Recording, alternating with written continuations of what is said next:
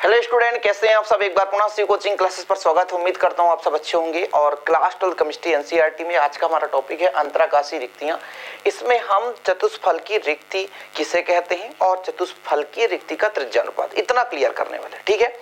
और प्लीज यार आप लोग शेयर करें और जितने नए स्टूडेंट हैं है ना, देर मत करें, पढ़ाई करना शुरू कर दें। 11th क्लास के जितने भी बच्चे हैं, क्योंकि अभी तक आपने जो भी समय बर्बाद किया कोई दिक्कत नहीं, अभी भी लग जाओ तो अभी भी आसान है, कोई दिक्कत नहीं। जो भी आपको टॉपिक पे डाउट हो आप हमारे चैनल से पढ़ाई कर सकते हैं, जो भी दिक्कत हो आप सर्च कर सकते हैं शिव कोचिंग क्लासेस में। तो देखिए अंतराकाशीय रिक्तियां हैं क्या। जैसे मैंने आपको ठोस बताया था कि ठोस किससे बना होता है, रचक इकाई घटक से मिलकर बना होता है। ये देखो रचक इकाई घटक से मिलकर बना होता है। रचक इकाई घटक या तो अणु हो सकता है, या तो परमाणु हो सकता है, या तो आयन हो सकता है। ये आपके रचक इकाई घटक है कि नहीं, ये रचक इकाई घटक है। अब ये रचक इकाई घटक जब आपस में जुड़े होते हैं तो इनके बीच कुछ न कुछ रिक्त स्थान होता है। इनके बीच कुछ न कुछ रिक्त स्थान होता है और उसी रिक्त स्थान को हम क्या बोलते हैं, रिक्तियां कहते हैं। अब ये भैया अणुओं परमाणुओं के बीच में होता है, रचक इकाई घटक के बीच में, इसलिए अंतराकाशीय रिक्ति बोलते हैं। जरा देखना, गौर से देखो यहाँ पे अंतराकाशीय रिक्तियां। मैं इसको एक प्रैक्टिकल के तौर पर है ना, अणु परमाणु आयन बनाकर मैं आपको दिखाऊंगा शॉर्ट वीडियो के माध्यम से, ठीक है। ये आपका रिक्ति है और कोई भी ठोस होगा सब में कुछ ना कुछ रिक्तियां पाई जाएंगी। जिसमें जितना ज्यादा रिक्तियां पाई जाएंगी उसका उतना ही है ना कठोरता कम होगी। यानी जिनमें कम रिक्ति पाई जाएगी मतलब वो अत्यंत पास होंगे, वो उतना ही कठोर होंगी। तो यहाँ पर रचक इकाई घटक आपस में मिले और मिलने के फलस्वरूप इनके बीच में कुछ खाली स्थान, कुछ छिद्र बना रहता है, एक विशेष प्रकार का छिद्र जिसे हम बोलते हैं रिक्तियां। देखो परिभाषा जरा, कि क्रिस्टल के रचक अवयवों द्वारा निर्मित संरचना में रिक्त स्थान भी रहता है। यह रिक्त स्थान विशेष प्रकार के ज्यामिति वाले छिद्रों से बना होता है। इन छिद्रों को ही हम रिक्तियां कहते हैं। क्या बोलते हैं, रिक्तियां। ये एक विशेष प्रकार की रिक्तियां कहला गई।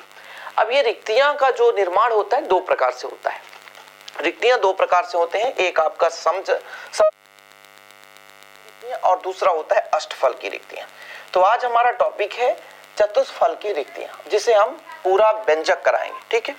इसके दो प्रकार हैं, एक आपका समचतुष्फल की,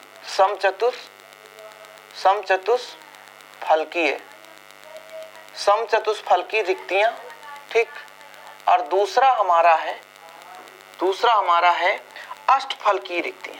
क्या, अष्टफल की रिक्तियां। दो प्रकार से, समचतुष्फल की रिक्तियां और अष्टफल की रिक्तियां, ठीक है, कोई दिक्कत। यानी जो हमारा क्रिस्टल होता है रचक अवयवों से मिलकर बना होता है। जब क्रिस्टल का निर्माण होता है तो बीच बीच में कहीं ना कहीं थोड़ा बहुत छिद्र रह जाता है, रिक्त स्थान रह जाता है, जो एक विशेष प्रकार के ज्यामिति वाले छिद्रों का बना होता है। इन छिद्रों को ही हम क्या बोलते हैं, रिक्तियां कहते हैं। तो दो प्रकार से होता है, समचतुष्फल की और अष्टफल की। लिख लो आप लोग, यदि पूछा जाए आपके सिलेबस में कि अंतराकाशीय रिक्तियां कितने प्रकार से होती हैं, तो दो प्रकार से। एक आपका हो जाएगा समचतुष्फल की रिक्तियां, दूसरा अष्टफल की रिक्तियां। तो अब आप लोग हेडिंग डालोगे समचतुष्फल की रिक्ति किसे कहते हैं, ये चीज आप समझोगे। थोड़ा सा मैं डायग्राम के माध्यम से समझा दूं, आपको रटना नहीं है।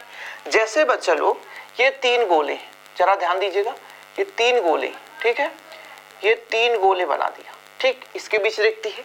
अब इन तीन गोलों के मध्य में जो त्रिकोणीय या त्रिआकृति वाला रिक्त स्थान आपको दिख रहा है, इसके ऊपर एक और गोला रख दें, तब इसके बीच जो रिक्ति बनेगा एक आपका कैसा बनेगा, समचतुष्फल की रिक्ति। आपको समझ में नहीं आया, देखो जरा, मैं कह रहा हूं कि एक गोला ऐसा था, एक गोला यहां पे था, एक गोला यहां पे था, ठीक है। ऑलरेडी इसके बीच त्रिभुज जैसा आकृति था।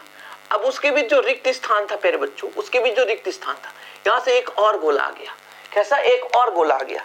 तो ये जो हमारा बनने वाला ज्यामिति है ऐसा, ये आपका बन जाता है समचतुष्फल की। ऐसा आकृति बनता है, आपको बुक में मिलेगा ऐसा। अब इसको एक और रूप से बनाया गया, जैसे एक आपका गोला ये है, दूसरा गोला ये है, फिर इसको एक ऐसा कह दिया गया और ऐसा देखने में ऐसा दिखता है। तो फिर एक बिंदु इसकी, एक बिंदु इसकी, एक बिंदु इसकी, एक बिंदु इसके बीच जो आकृति बनती है वो बनती है समचतुष्फल की, इसकी समचतुष्फल की। ये चीज है, ये आपका हो गया, ठीक है। तो ये जो रिक्ति है, मैंने कहा कि तीन गोले हैं, जैसे ये आपका देखो ये मार्कर है, तीन मार्कर है ना, ये सभी के सभी गोले हैं।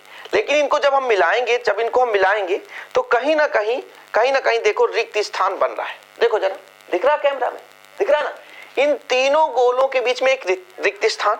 अब इन गोलों के बीच सबसे अच्छा तो ये रहेगा, देखो इंक है, जरा इंक जरा देखो, इंक देखो, ऐसा देखो, ये तीन गोले हैं, इनके बीच कुछ ना कुछ रिक्त स्थान है कि नहीं? हाँ सर, रिक्त स्थान तो है। अब इस गोले के बीच में, इस गोले के बीच में ऐसा एक और गोला रख देते हैं, ये जो रिक्त स्थान है इसके बीच में एक और गोला रख देते हैं, तब उसके बीच जो रिक्ति बनेगा वो समचतुष्फल की रिक्ति बनेगा। सिंपल है, कोई दिक्कत नहीं है ना, कि तीन गोले हैं, तीन गोले के बीच में एक आपका रिक्ति बनता है, और उस रिक्ति जो खाली जगह होता है उसके बीच एक और, है ना, तीनों गोलों को छूते हुए एक और गोला रख दिया जाता है, जो बनने वाला रिक्ति होता है वो समचतुष्फल की रिक्ति कहलाता है। ठीक है, तो यहाँ पर हम परिभाषा भी लिख दें, जब तीन गोलों से बने त्रिकोणीय रिक्ति के स्थान पर चौथा गोला स्पर्श करते हुए रखा जाता है। ठीक है, तीन गोलों से, आप लिखो यहां पे, जब तीन गोलों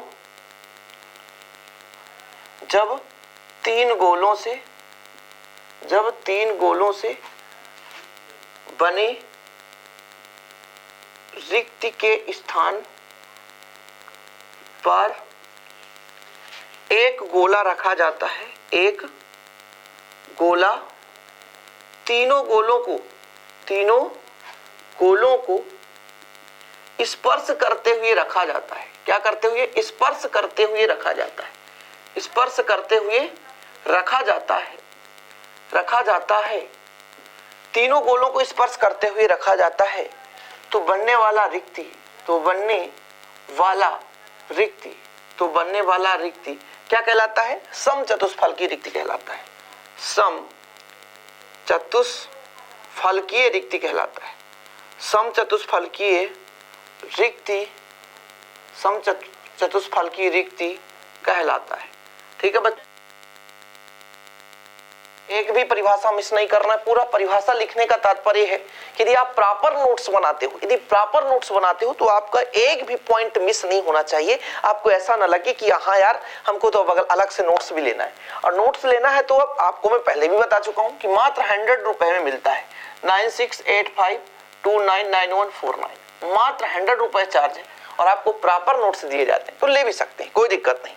ठीक है, समचतुष्फल की रिक्ति हो गया, ये आपको क्लियर हो गया कि तीन गोले थे, तीन गोलों से बना एक रिक्त स्थान, एक ज्यामिति होता है, इसके बीच वो रिक्त स्थान के ऊपर एक तीनों गोलों को स्पर्श करते हुए एक और गोला रख दिए, तो जो आपका रिक्ति बनता है उसे बोलते हैं समचतुष्फल की रिक्ति। हमारा ये टास्क नहीं है, हमारा टास्क है समचतुष्फल की रिक्ति के लिए त्रिज्यानुपात। क्या? त्रिज्यानुपात समझना है। ठीक है, पूरा मैं क्लीन कर देता हूँ, एक बार स्क्रीनशॉट लेना तो ले सकते हो, कोई दिक्कत नहीं, बाद में आप हमें ये ना होगा कि सर हम तो लिख ही नहीं पाए। ओके, चलो हमको क्या करना है? त्रिज्यानुपात निकालना है, त्रिज्यानुपात। ठीक है, आपने केमिस्ट्री में पढ़ा कि धन आयन की त्रिज्या, कोई भी परमाणु है उसके धन आयन की त्रिज्या और ऋण आयन। ठीक है, लेकिन यहाँ ये आपके केमिस्ट्री में 11th क्लास केमिस्ट्री में पढ़ा, लेकिन यहाँ पे ठोस है भाई साहब, तो इनमें थोड़ा सा डिफरेंस लेकर चलेंगे। ठीक, कोई दिक्कत नहीं, बहुत सिंपल तरीके से करेंगे। तो अब आप लोग नोट डाउन करें, क्या? चतुष्फलकीय रिक्ति के लिए त्रिज्यानुपात, चतुष्फलकीय रिक्ति के लिए त्रिज्या अनुपात, जो कि आपको पता है कि जो भी रिक्ति बनेगा वो गोलों के बीच में ही रहेगा, अणु परमाणु आयन के बीच में ही रहेगा। तो हम एक घन मानकर चलते हैं, एक छोटा सा घन, देखिएगा जरा, ये हम घन बना रहे हैं, और आपको पता है घन के प्रत्येक कोण में गोल होंगे कि नहीं? गोला मतलब रचक इकाई घटक, ये घन बन गया।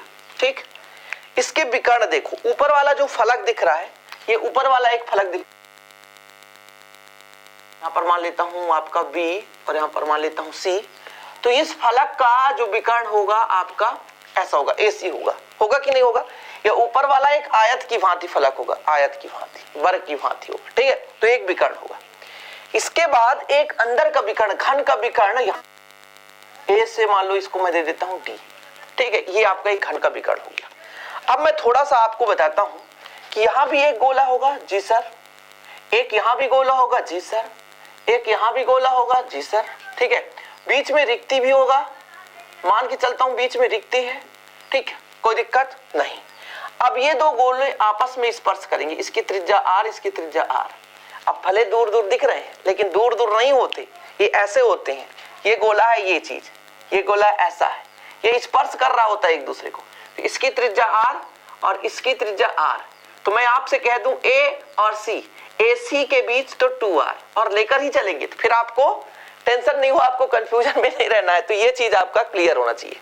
इसके बाद इस गोले की भी त्रिज्या r है, इस गोले की भी त्रिज्या r है, और मान के चलेंगे रिक्ति की त्रिज्या स्मॉल r, मान के चलते हैं रिक्ति है बीच में, तो ये स्मॉल r, मतलब मैं आपसे कह दूं AD बराबर बताओ, तो AD बराबर आप कह दोगे ये r और r 2r और स्मॉल 2r, ठीक है, यहां तक क्लियर है? नहीं दिख रहा हो तो मैं यहां पे लिख देता हूं, AD बराबर 2r प्लस स्मॉल 2r।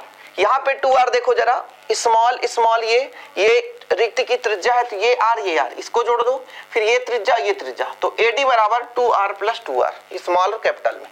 ये चीज क्लियर होना चाहिए क्योंकि हम यहीं से लेकर चलेंगे, फिर आपको दिक्कत होगी। और घन का प्रत्येक भुजा समान होगा, घन का प्रत्येक भुजा समान होगा। तो हम यदि मान लें, माना घन की प्रत्येक भुजा की लंबाई स्मॉल a है, तो फिर कहोगे जी सर मान सकते हो, माना घन के प्रत्येक भुजा की लंबाई a है। प्रत्येक भुजा घन है, घन में कितने कोर होंगे, तो 4 4 8 8 4 12 कोर होते हैं, 12 भुजा होंगे, सबकी लंबाई a है, ठीक है।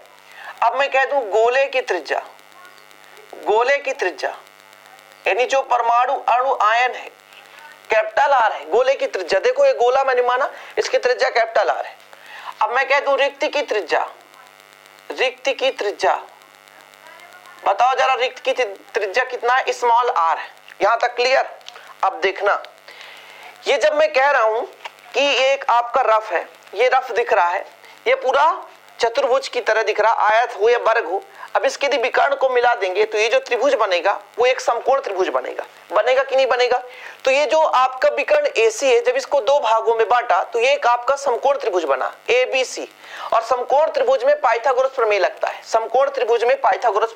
है, तो समकोण त्रिभुज हम लेकर चलेंगे, समकोण त्रिभुज किसमें? ABC में। समकोण त्रिभुज कहता क्या है? कर्ण का वर्ग बराबर लंब का वर्ग धन आधार का वर्ग, ठीक है।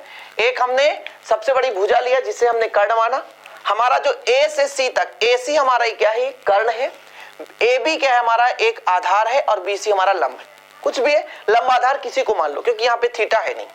तो कर्ण का वर्ग, एक भुजा का वर्ग, सबसे बड़ी भुजा का वर्ग अन्य दो भुजाओं के वर्गों के योग के बराबर होता है, ये पाइथागोरस प्रमेय कहता है। किसी समकोण त्रिभुज में कर्ण का वर्ग यानी सबसे बड़ी भुजा का वर्ग अन्य दो भुजाओं के वर्गों के योग के बराबर होता है, ये आपका कहता है। चलो जरा देखो, AC हमने कहा था आपको 2r होता है, AC बराबर 2r होगा, ठीक है। AB का मान भी a होगा और AC का मान भी a होगा, इसलिए a स्क्वायर, क्योंकि सभी भुजाएं बराबर है, तो AC स्क्वायर बराबर हो गया 2a स्क्वायर। अब आप कह दोगे AC बराबर तो अंडर रूट 2a स्क्वायर, तो आपका हो जाएगा रूट 2a, ठीक है। किंतु परंतु भैया, किंतु AC बराबर कितना है? AC बराबर मैंने कहा था 2r होगा, AC बराबर 2r। ऐसा क्यों?